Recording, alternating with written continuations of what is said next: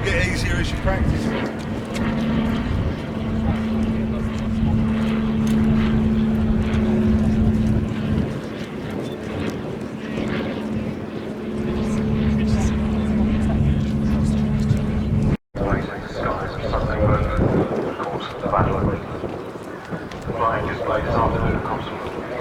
Lots to see and do on the ground as well. And hopefully you enjoy your visit to the Imperial Museum here at Duxford.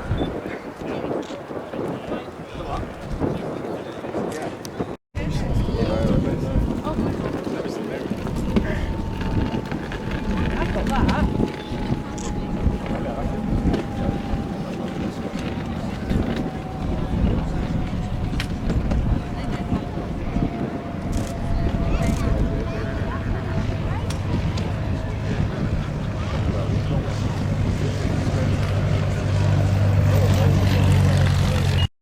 Wings are operating pleasure flights this weekend.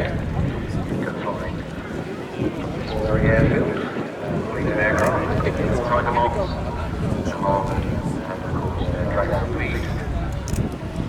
Fleet of aircraft currently Saturday one Dragon Speeds are operating today. So you fly in that period aircraft, and if you want to do exactly that,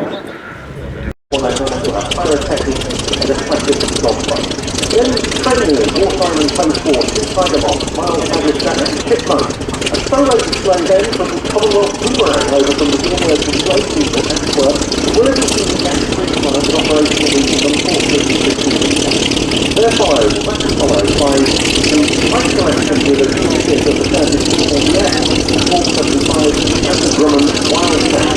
This is the first sequence of aircraft for the aircraft of racing company, rather than the Western Flight Center.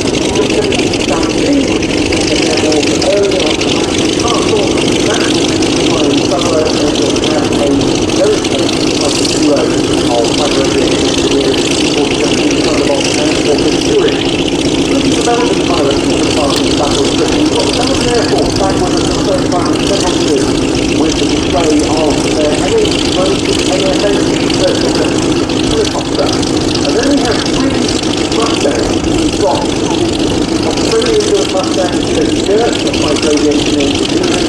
We've got the Carolina Mustang from Vilhena Air Show in Norway. And we've got the One flying from Warbird Experience. Then the First World War slot and the side aircraft that was original DX-9 and full force electrical on the side level. Those are the possible problems today for side level. Then our maritime slot has plane stations consolidated in Bermuda and many wing carriages like Fairly Thornton. That's followed by our two jets that almost in the Norwegian and Simon Thompson Vampire and two Carl Warbird and an Air Saber. That's the basic displacing flying operating with flying up to the force back on the air.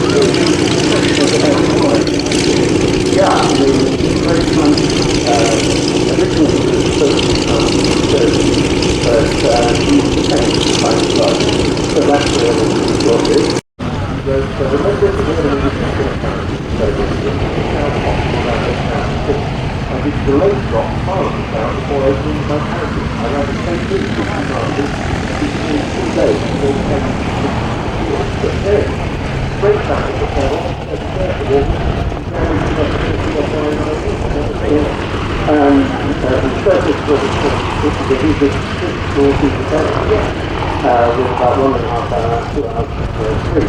And then we got down to twice around 8 days before that.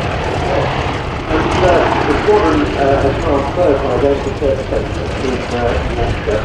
And we found this particular time that we reflected on later on the notes of the dog fight. He was a private department. He wrote, everything happened very quickly because he was so emotion during a dog fight. He was not time for emotion, except for momentary anger. Too much emotion to be anything. Too intense. I think that was wonderful to get to the next level. He was a professional fight club. As he said, you know, I did my duty, I paid orders, and I got paid on the starting month. You normally have it, not very much. And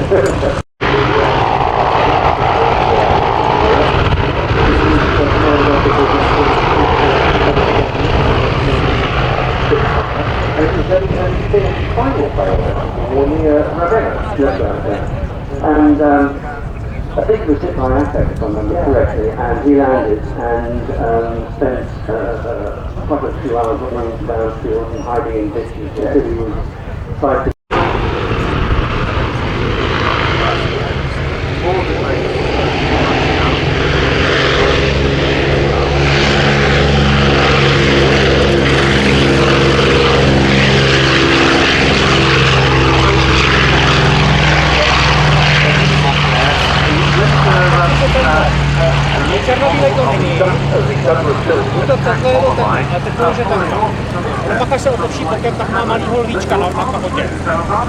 The first new bomber to use things a laminar flow wing with a very smooth surface for better aerodynamics, to have slotted landing flaps and remotely controlled gun turrets. There were two main production models of this aeroplane. And here it is, the Douglas A26C Invader.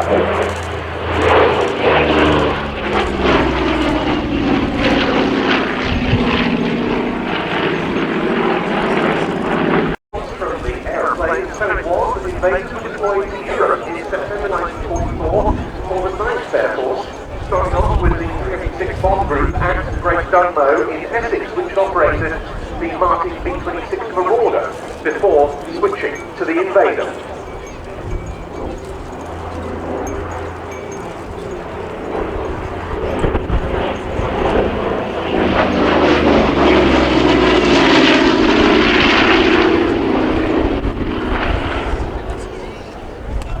And with the 9th it performed well, and B and C models, the B having a solid nose, the C models, you see here with a glazed one, were fully assigned to the 416th Bomb Group based at Melun-Villers at that point south of Paris that November. With the 9th Air Force they flew bombings from 1945, but its service career was far from over. It was redesignated as the B-26, B for bomber, in 1948. They were deployed in numbers to post-war Germany among other locations, and then came Korea.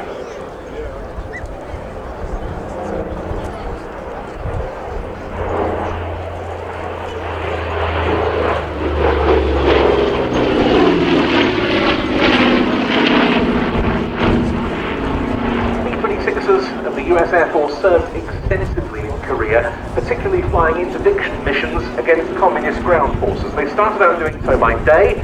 They later switched to night missions. They destroyed significant numbers of vehicles, locomotives, and rail trucks. And the invaders deployed to Korea for that early 1950s war included this very one.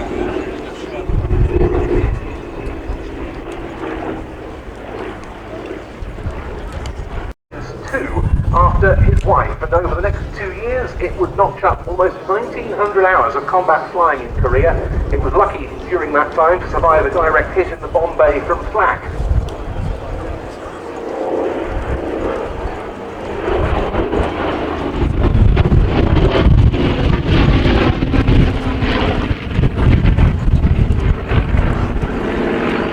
Later it went on to serve as a foreign bomber in the firebombing role with all sorts of civilian operators and the guys of training Vietnamese pilots. At that point the Americans weren't formally involved in the war there.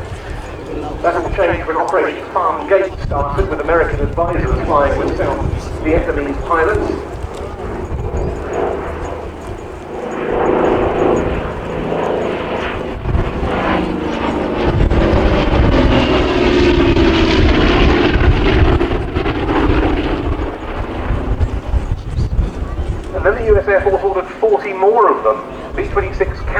Invaders, they were called, B-26Ks, later known again as the A-26A to avoid the controversial use in that theatre of the B for bomber designation. They've been reworked by On-Mark Engineering at Van Nuys, California, with beefed up airframes, at its base at Katowice in Poland in late July. It then flew on to Duxford in August and has been lodging here since, making several display appearances, of which this is the first here.